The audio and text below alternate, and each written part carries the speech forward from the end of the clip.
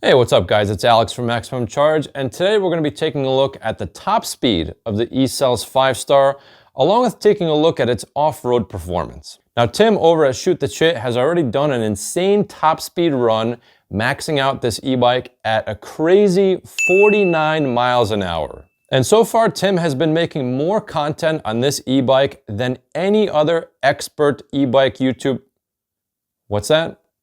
I can't call myself an expert? Oh, you guys are killing me. I was just about to announce the super official, highly accredited Maximum Charge Award for this. So far, Tim has made more content on this e-bike than any other Joe Schmo YouTuber who likes to capture their e-bike addictions on camera. So shout out to Tim for doing that. And by the way, if you do want to get this bike, please use his code CHIT100. It's going to save you $100 so you can get this bike at $18.95, and it will support his channel at no extra cost to you. Hopefully then Tim can afford to buy himself some sneakers with better traction.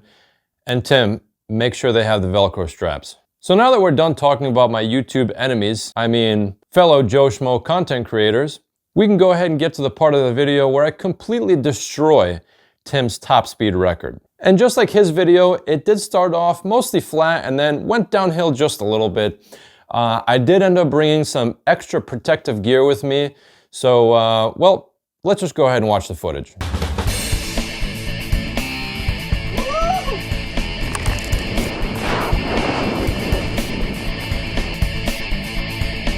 Wow, that was a whole lot of fun.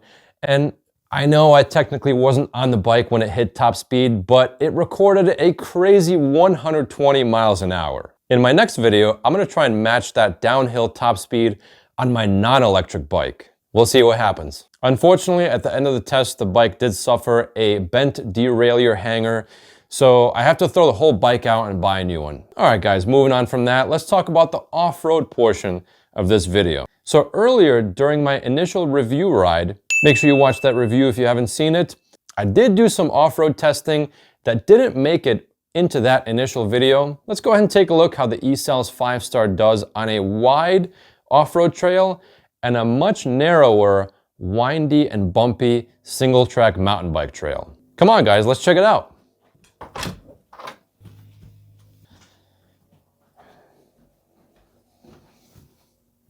Ladies and gentlemen, welcome back to the channel. We are on part 2 of the testing of the Ecells 5-star. We're on the way to our off-roading area. We're not quite at a full charge, but we're close. We're not gonna need crazy amounts of power on that trail regardless, but look at this. We are flying, ladies and gentlemen. Throttle only, 35 miles an hour, easy. And we're gonna take this bike on the wider off-road trail and the narrower single track mountain bike trail. We'll see how it does.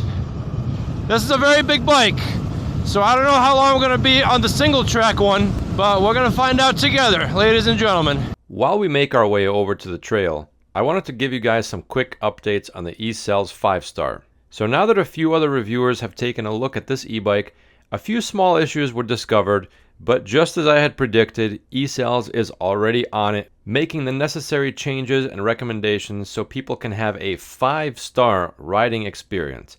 Let's go over some of that info now. On the 17-inch frame, the adjustment lever of the D&M air shock does tap the battery during full compression. An immediate solution to this would be to turn the shock around so that the lever is facing towards the rear of the bike, but you can contact Ecells for a newly engineered heavy pivot arm to fix this. Also, you can order a more premium RockShox Monarch RL for only $100, which not only has a smaller adjustment lever, but will give you better rear suspension performance. That's a pretty good value considering this rear shock usually costs around $250.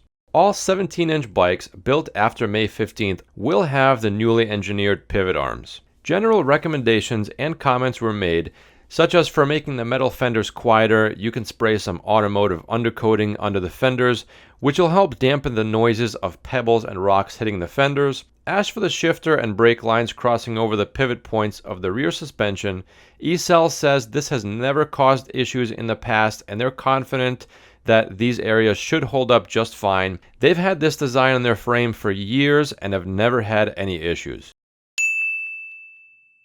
Pedaling this thing at high speeds is very comfortable.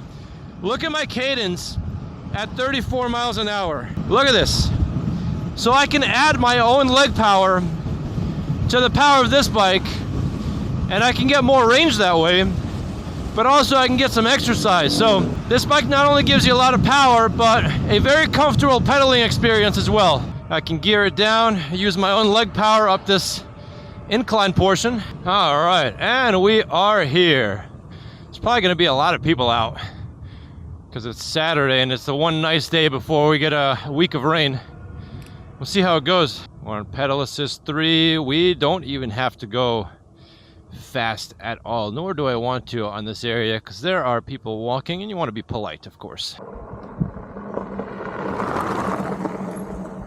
Tires are a little bit firmer than I would typically want on a trail like this. We're at 30 psi in the back, 25 in the front.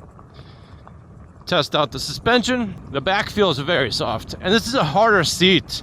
By the way, this is more of like a mountain bike style seat, but it's made, it feels so much better than it actually is because the suspension in the back is working well. Something else I do very much so like about this bike versus a lot of other bikes is that it looks like a normal bike. Besides the big tires, looks pretty much like a normal bicycle, so you'll likely get a lot less stink eye looks riding this bike versus others. Yeah, low gear up this hill, pedaling, and if I run out of power, a little bit of throttle helps us right on up. So you can have a very relaxed experience with this bike if you want, very tame, or you can be a maniac and fly down the trail if you'd like.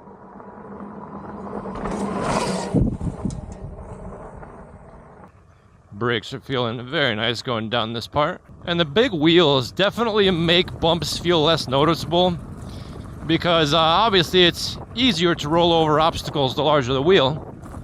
Plus the cushy suspension makes for a very nice riding experience. We're gonna go down this little part and then right back up the hill. See how it does throttle only. Don't drop the bike in the water. Very nice. All right, going up, throttle only. Wow, like nothing. Could ride this like a little dirt bike, and we're just flying now. Rocket ship. Wow, oh, we gotta slow down. Oh, wow. All right, Jesus. And we're gonna get to our steep part and see how it does there. Something tells me I'm not gonna have to pedal whatsoever. We could just fly down this trail. This bike feels right at home on a trail like this. I wouldn't really want to be jumping this bike, although it could probably handle it. The frame is very, very strong. Lifetime warranty. All right, let's go up this hill. And we're just throttling. Oh my God. Jesus Christ, we're going almost 20 miles an hour on this. I might have to slow down. We're just cruising. Oh my God. Look at this. This is a joke. This bike doesn't see hills. Going up the super steep part, of course we're doing it throttle only. Hell yeah. And then if you pedal too, man, you'll just have all the power you'd ever need. And check this out, guys. Look how nice this bike looks on the trail. That is one good-looking bike. Love the paint and the 5 stars. Very nice. Continuing on. Man, this thing pulls. It's so quiet over this trail. The big wheels and the big tires really help smooth a lot out. Big balloon tires. You almost don't even feel that this is a gravel road. It feels so nice riding on this. Tires grip this gravel pretty good. I like these tires. They are on the quieter side. You do feel pretty comfortable going faster with these tires and this setup. Very smooth. Look at this. This feels very comfortable and confidence boosting. All right, we're going down the steep hill. Test out the brakes. These brakes are pretty good. Tektro hydraulic brakes. The quality you would expect. Easy peasy. Another steep part. Rocks. Flying right down. Feels great. This bike is a lot of fun on a trail like this. Not technical, wide, but still off-road. Tons of fun. This part right here, let's just throttle. Throttling up, no problem. Wow, Power City. Don't forget, guys, to tighten these bolts, because I've been hearing some kind of little tinging noise this whole ride, and it's these washers that are loose. I thought I'd tighten these down, but we're going to redo that, so always remember to tighten this down. Yeah, they are tight, guys. Yeah, they're pretty tight. I don't want to strip this down, so what I would recommend, you know what we're going to do? We're just going to take these washers out. Let's do that right now. Because if you over-tighten it and you strip the threads, that is a catastrophe. Let's just take all of that out for now. Yeah, I'm riding. I'm like, what is that little noise? Like, where's the noise coming from? And there it is. There's the culprit. So even once you tighten it down, the washer still vibrates. So if you do have the rack, you'll be fine. You obviously need those washers. And these don't feel like they're moving at all. So that should be good to go. Yeah, I originally thought it was this kind of being on the fork. So I put this temporary reusable zip tie on here. These things are kind of handy. We're going to take that off. I did, however, do some of my own cable management, so it looks great now. Earlier out of the box, it was a little bit messy, but some zip ties here and there tidied it right up. That should do it. Throttling up this hill, midway up the... Oh, man, I lost traction there. And we just power right up. Once that tire gets traction, boom. Look at this. No sweat. All right. I'm honestly a little bit nervous to try this bike on the single track because it is a big bike. But we'll see how we do. Pedal assist 1, gear 1, because that's all we'll need. Here we go. All right. So I can just throttle. I have really good throttle control. I could just hold it down a tiny bit. All right. So this part you do have to be careful going up because there's a lot of roots. See how we do. Pedal, pedal, pedal.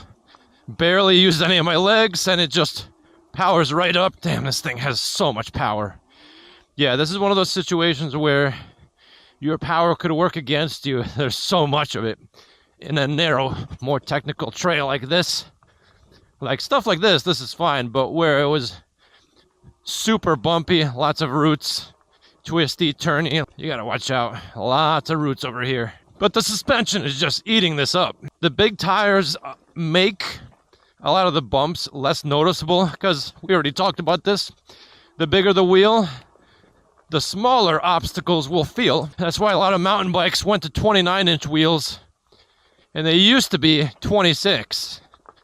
But 29, it just helps a lot with rolling over obstacles. And so that's something that we do get to enjoy with this bike. And so far, it's pretty good. This bike feels fairly nimble. I was kind of nervous at first, bringing a big bike like this on a trail right here, but we're doing just fine, guys. I feel a lot of control with the standard bicycle frame. My body feels comfortably positioned. I'm not crouched down at all. I feel like I have a lot of control over this bike. And I'm enjoying this more than I thought. Going up. Going over that rock easy. All right, let's do that again. Let's head on back. Go back. We're going to continue on this off-road test. Twisty, windy trail. With all the roots. And the roots, you do have to be very careful because they're also slippery.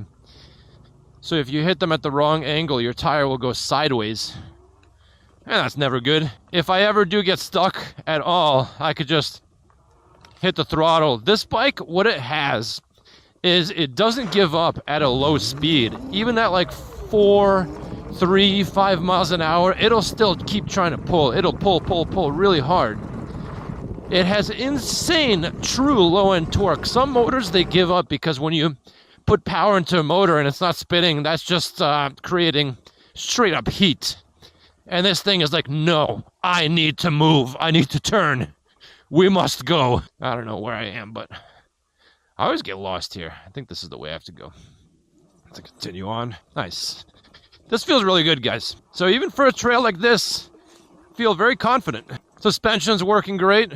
I'm always getting lost, guys. I don't know where I am. My butt has been on the seat the whole time. With the rear suspension, still feels pretty comfortable, even with the harder seat. I'm starting to get lazy. I'm just using the throttle only. I gotta pedal more. Yeah, with this amount of power, you can get kind of lazy. A big chainring definitely isn't the greatest for something like this. That's why regular mountain bike chainrings are usually much smaller, so you get that insane low gearing. But it is what it is, guys. Pretty sure I'm lost. And that's why I feel like I'm just kind of relying on the throttle a little bit more than I should. But that's okay. At least we've got that insane low-end power. And another reason that's good is because I can keep my pedals level and not have to worry about pedal strikes when going over obstacles. I can just throttle up like a little dirt bike. Like right now, we're just throttling. The low-end power is ridiculous. Here, going down this bumpy part. That was way easier than I thought it would be because those big wheels, the obstacles, the bumps feel well, for lack of a better term, less bumpy. All right, ladies and gentlemen, that is the off-road test of the Ecells 5-star. Let me know what you think in the comments below. Like the video if you like it, and if you don't like it, tell me why in the comments. Tell me why you're mad. Please subscribe to the channel if I've earned your subscription. Check me out on social media, Instagram, TikTok, Facebook. And I have 2 Facebook groups, E-Bike Addicts and High Speed E-Bikes, 40 miles an hour and up. Let me know what you guys think of this bike. Leave me an honest opinion in the comments below. Is this something you would buy? Is this a bike you would take off-road? Or would you just keep it on-road? Let me know in the comments below. That's it for today, folks. Until next time.